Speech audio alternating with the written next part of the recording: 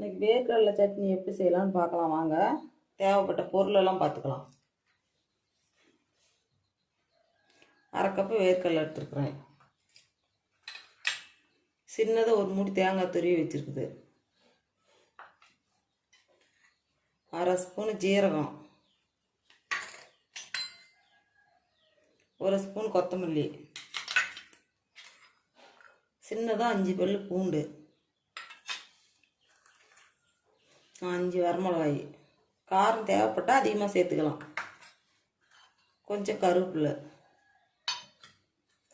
எண்ணெய், எல்லாம் வறுக்கலாம் பாருங்கள். வேர்க்கடலை கொட்டியிருக்கிறேன், வறுத்து எடுத்துக்கலாம் பாருங்கள். வேர்க்கடலை வறுத்தாச்சு, இதை எடுத்துடலாம். எண்ணெய் ஊற்றிக்கலாம் கொஞ்சம்.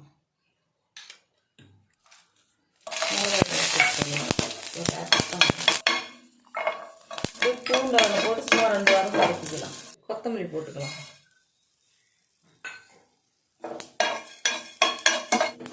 அதுலேயே கருவேப்பிலை போட்டுக்கலாம். சீரகத்தை வறுத்துக்கலாம்.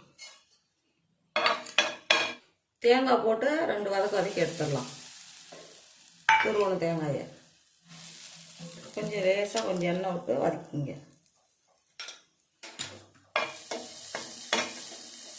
தேங்காயை எடுத்துடலாம்.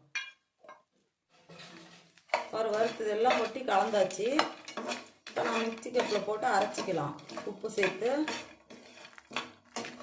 ஒரு நெல்லிக்காய் அளவு புளி சேர்த்துக்குங்க. மிக்சியில் போடும்போது போட்டு சேர்த்து ஆட்டிடுங்க. உப்பு சேர்த்துக்குங்க. சேர்த்து மிக்சியில் போட்டு அரைச்சிடலாம். பார் மிக்சியில் போட்டாச்சு. தண்ணி விட்டு ஆட்டிக்கலாம்.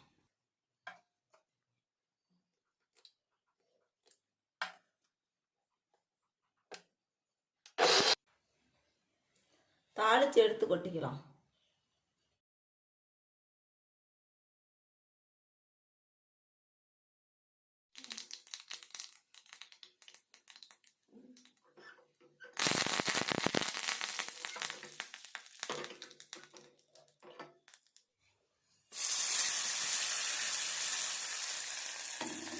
ரெடி, சாப்பாடு ரெடி. செஞ்சு சாப்பிட்டு பார்த்துட்டு எப்படி இருக்குதுன்னு சொல்லுங்கள்.